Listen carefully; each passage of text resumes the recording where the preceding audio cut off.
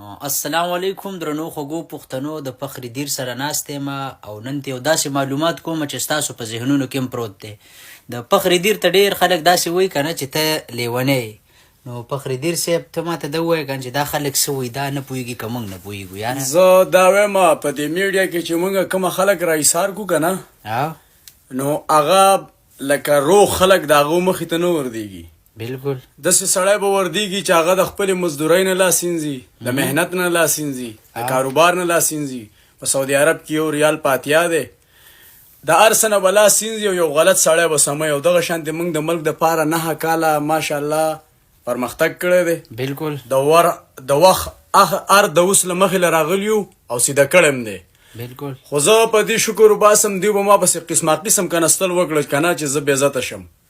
د افغانستان د طرف نه ماشاءالله دغه د ټیک ټاک د بېغیرته سټارانو ته زه دا وایم چې د افغانستان د طرف نه ماته دا شمله هغه خلکو راچېرله چې په افغانستان کې د حجرې او د جومات خلک وو، د غم د ښادۍ د شهزاد لالا په وخت کې چې دوی زموږ بېعزتي راواغسته په غټه سطح، نو افغانیانو راباندې ننګ وکړو. دا شمله چې څوک په سر کې د خلکو جرګې کوي. بالکل صحیح ده.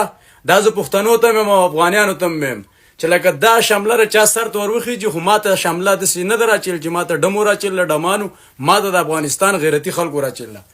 او د پاکستان د طرف نه دا زموږ شمله ده لاله چې د مشواڼي قوم مشر د 32 قومونو د طرف نه ماشاءالله دا شمله ما ته را په سر شو ده د آل پښتونخوا نه. صحیح ده. د پښتنو له طرف نه شکر زه په دې وباسم. نن مې دا دته ووي دا ویډیو چې په کومه موضوع جوړه شو، نو دا نن ما دله د خبرې جواب ورکړو، ما په دې ویډیو جوړو.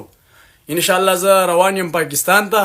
خو د دې سره سره پښتنو ته زه دا وایم چې 10 کاله مې د وطن دپاره جګړې کړلي، شملې راسه پرتې دي. بالکل نه راسره چا د لور د خور تصویر شته، نه مې په دې 9 کاله کې ټیک ټاکره راوستې د خپلې خواله، نه شاعره، نه ډمه، نه سندرغاړې، نه د ټي وي جینۍ، په شرط د دې چې دا د یو غیرتي پښتون او افغان کار نه دی.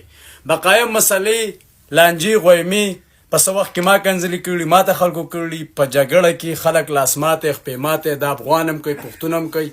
خو چې چا بېعزته کړی نه یو هغه خلک موږ نه دي یاد کړو چې چا بېعزته کړي یو. په دې میډیا ولم مخې ته ولاړ یو، د میډیا نه بغیر هم ولاړ یو. ښه په خلکو هم توبې وکړلي، په راروان وخت کې بیا هم دغه کوو. خو د لیونتوب ټکي معنی دا ده چې یو سړی خپل کاروبار پرېږدي، روزګار پرېږدي، کور کلی، د هر څه قسم د دنیا د سہولیاتو سوچ نه کوي، د وطن او د وطن د خلکو شپه ورځ خپل مال پې لګوي او سوچ د پاکستان د هرې خبرې ته مخامخ وردېږي.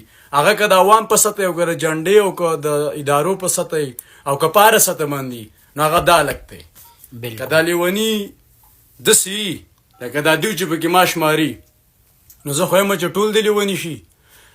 او دا په دې خبره کومه چې مال همیشه د وطن په سر او خلکو بړواګانو د وخت جابیره بړواګانو دا پلینونه ساز کړي چې ما بېعزته کي. یو خبره چې کوي نو د پرتوګ چې پرتوګ به د نه وړو، پرتوګ زموږ عزت دی. او پرتوګ چې کله زموږ نه ځي نو سر دې لاړ شي. 11 کاله هم دقه شانتې تېر کړو په دې سعودي عرب کې، د وطن خبره او د قوم خبره هم کړله او ماشاءالله شپه ورځ هم کړله.